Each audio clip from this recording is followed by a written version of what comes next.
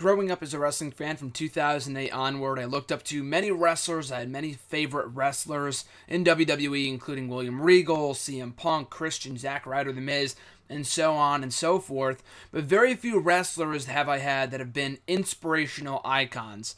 CM Punk is up there. I would call him more of a favorite wrestler than an icon. He is an idol of mine, as you can see by I'm wearing his hat right now. But only two other wrestlers are my two top inspirational icons of all time, including The Ultimate Warrior and Matt Hardy, both of whom were at a Northeast Wrestling show and an organization which I've talked very much about here in the video blog before. Back in early of 2012, March of 2012, Matt had just gotten done with TNA, and he was kind of doing indie stuff for that period in time, and I was very anxious to go to one of these shows and meet him, as they had done with many other wrestlers at these kind of shows in the past. But, it was like a catastrophic event. It was awesome. Two of my top idols of all time, Matt Hardy and The Ultimate Warrior, appearing on the very same show. I think the show might have been in New York.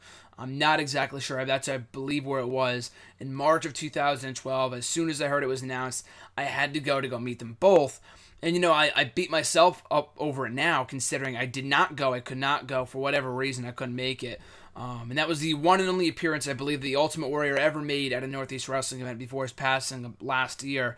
So I still beat myself over that, up over that, to this day, that I did not go meet the Warrior. Thankfully, Matt Hardy has appeared at a number of Northeast Wrestling shows since then, so that was not my last opportunity to be able to go meet him specifically. He did come around again a couple months later to another Northeast Wrestling show. This one with a lot, I think he was the only notable name at the show other than the regular Northeast Wrestling guys. So I figured there probably won't be a long line to get in and stuff like that. I'm sure there won't be as much of a crowd as there usually is, because there's not as many top stars other than Matt Hardy at this show. So that was June 23rd, I think it was, 2012, so only a couple months after he did the other show. And I figured as soon as I heard that announced, I was already going to be done with school. It was like a Friday or a Saturday that I was free. I could go. I said, #book it. Let's get these tickets. Let's go to this show.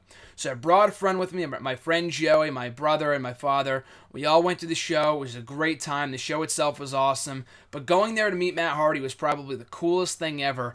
A guy that I've looked up for years, that I've always found to be an inspirational icon of mine, like I said before. A guy who lives a positive, awesome, cool life and has done a lot of cool things as a wrestler and as a person over the course of his lifetime and since the time that I've been a wrestling fan, and as someone that I've always looked up to with a lot of great insight on the wrestling business and kind of going through his dark times and stuff like that and kind of overcoming that stuff.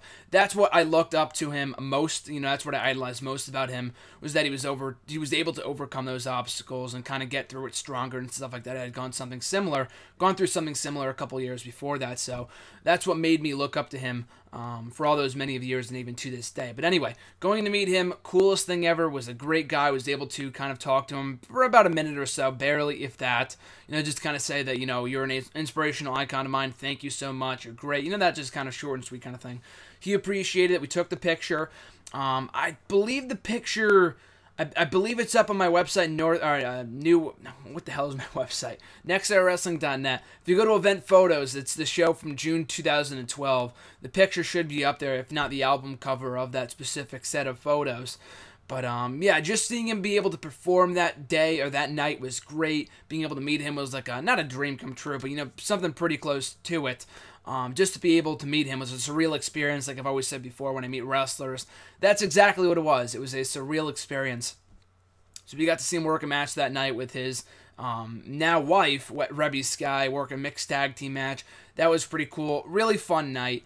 And it was only a couple of days later that I wrote an article about him for Bleacher Report about how he should be the head of the WWE Tag Team division behind the scenes, kind of like an agent or something for the WWE Tag Team division. Sent him a link on Twitter. He said he appreciated it. He tweeted out the link, and then he followed me shortly thereafter. So that was awesome, too. I was bouncing off the walls when that happened a couple of days after that, so kind of a surreal couple of days. He had tweeted me a couple times after I sent him the photos of him from when we when we met him a couple days earlier at that show. So that was pretty cool. So being able to tweet him back and forth for the next couple of years, we had talked back and forth on Twitter just about miscellaneous stuff. the shout outs and whatever else, just stuff like that was cool. Sending him a video of something that whatever happened on this day in history, stuff like that, just kind of tweeting him back and forth over the next couple of years. So fast forward another 2 years to last year, and the reason I'm making this video now is because we're coming up in the 1 year anniversary, and if I didn't make this now, I don't know when I would have made this video, because I have other videos planned in the coming weeks for the rest of the month on this, on the rambling video blog for the next couple of Fridays through the end of June.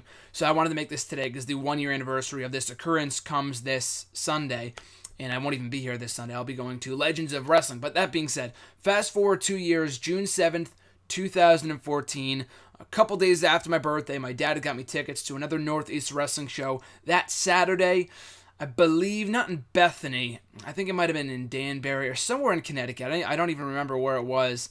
But it was a cool show. It was Matt Hardy, the two biggest names on that show. There were a couple other people as well, I believe, but the two biggest names on the card for that night were Matt Hardy and Scott Hall. Like I said, I'll probably be making the video about how I met him, my experience with meeting Scott Hall next week. But, I really wanted to meet Scott Hall. I'm a huge NWO mark. And so I went to this show not only to meet Scott Hall, but to be able to meet, Matt Hardy again, not once, but for the second time. And I think I had tweeted him that a couple days beforehand on Twitter. I'll see you on Saturday at the show, whatever. So we go to the show, and the first thing I do as soon as we go in is to go meet the wrestlers. There's like this little cafeteria area. And most of the Northeast Wrestling shows that they have aren't always in big stadiums. Sometimes their bigger shows are, but when it's a smaller show with not many huge names in the card, a lot of them take place in high schools. And I've done video blogs about this in the past, about how the Northeast Wrestling shows are like some of the greatest indie experiences that you can ever, take in, you can ever have done, you can ever experience, because they're great. You get to meet some of your favorite wrestlers growing up. You get a great night of in-ring action, an awesome night of entertainment. So it's awesome. That's what Northeast Wrestling, I'm going to be forever appreciative of them towards for these various experiences and being able to meet these guys. Because if it wasn't for them, I probably wouldn't have been able to meet all these awesome wrestlers. But anyway, going back to what I was saying before, meeting Matt Hardy for the second time, there were two lines, one for Matt Hardy. I think Christy Hemme was there too. I didn't meet Christy Hemme. I didn't really want to spend $20 on meeting her, but used that money instead to go towards meeting Scott Hall, and then Matt Hardy, and then Scott Hall. So we get in line, just waiting for, the line really was not long at all. There were a lot of people there, but most people that wanted to get their signatures and pictures for both guys had already come and gone, so I was came in a little late. But yeah, I'm waiting in line to go see Matt Hardy, where as soon as I approach the table where he's at, we just kind of immediately just kind of started shooting the shit, just kind of shooting the breeze about a number of things, and he immediately recognized me from when I had met him a couple years earlier, which was even cooler. Meeting a number of wrestlers in my lifetime, in the many years that I've been around, many years, but only the 8 years that I've been a wrestling fan, 7 years, since 2008. Some of the coolest things, not only meeting these guys, but being able for them to say that, oh, I remember you from the last time, like I talked about this one in my meeting Tommy Dreamer video from late last year in late October, when he said that he recognized me from about a year and a half earlier, or whatever it was, and that was cool. And every single time I meet him now, I think I met him 4 times in person, he always recognizes me every single time, so that's pretty fucking cool. But, Matt Hardy said the same thing, and also, not only from 2 years earlier, but in talking to him on Twitter a number of times, he kind of recognized me from that. So we were able to kind of shoot the shit for a couple of minutes, like 5 minutes or so, and it was awesome, like a great conversation. We were just kind of talking about all these different things, his plans for upcoming shows and reuniting the Hardy Boys. He had not just gone back to TNA just yet. I think the news broke of him going back to TNA a couple weeks later, so I wasn't able to talk to him about that. But just kind of talking about what he was doing that night, the Hardy Brothers, me potentially writing an article about, doing one of his matches, I think, that he had with the Young Bucks a couple months earlier, which I ended up doing that because he put the full match on his YouTube channel. Just kind of stuff, talking about the little stuff like that. And it was awesome. And that 5-minute conversation really was enlightening, I guess is one word to say for it. I don't want to use the word surreal again because I feel like I've overused that word a lot. But it really was. It was a great experience, and anything that I do as a wrestling writer or in meeting any of these guys, I think back to, and for me it's not as drastic as it would be for other people that have been watching longer, but, for example, a guy like Matt Hardy. I think back to when I first started watching wrestling 7 years ago. I'm watching this guy on SmackDown defend his United States Championship against MVP, or win the ECW championship in Unforgiven, or turn heel on Jeff Hardy, his brother Jeff, back in early 2009, 5 years before I had met him for the second time. And I think back to all these surreal experiences to me as like a 14, 15, 16-year-old, thinking, that'd be cool if I was able to meet this guy one day, something like that.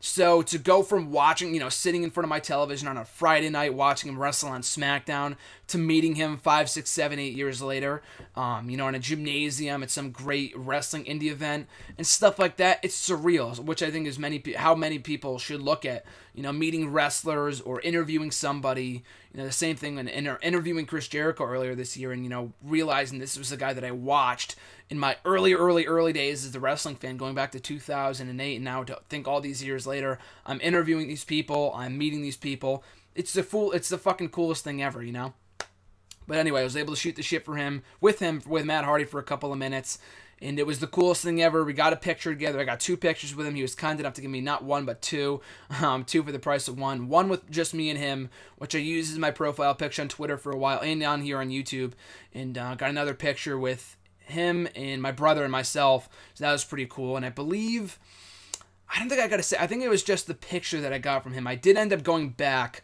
I actually went back 2 more times after I met him that time, and I'd seen him wrestle later that night. He tweeted me after I tweeted him, great seeing you, thanks for the picture, blah, blah, blah, blah, blah. And I went back a little later on in the night to ask him if he was open for interviews and stuff like that. He just said to kind of keep in contact over Twitter. And then I went back to him a third time, and he was kind enough to write out a note for me, or I gave him, I don't know however much money it was to get like a signature, but not an ordinary signature. He was nice enough to personalize it to my best friend John, Matt_John's Jargon on Twitter, who I've talked about here in the video blog before. I mention all the time on Twitter and whatnot.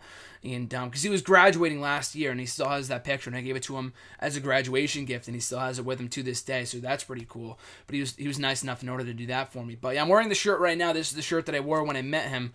The Stronger Than Death Matt Hardy t-shirt. I have a wristband. I'm not wearing it right now.